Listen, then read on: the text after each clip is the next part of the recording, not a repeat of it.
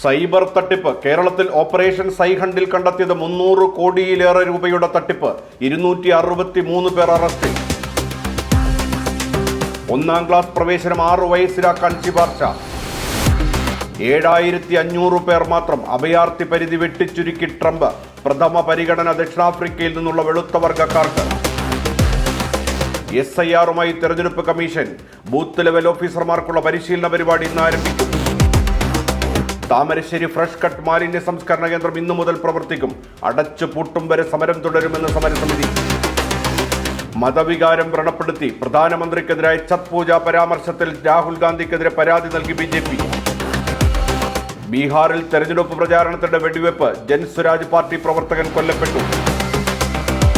ഗസയിൽ ബന്ദികളുടെ മൃതദേഹ കൈമാറ്റം പുനരാരംഭിച്ചു. ഹമാസ് 2 മൃതദേഹങ്ങൾ കൈമാറി.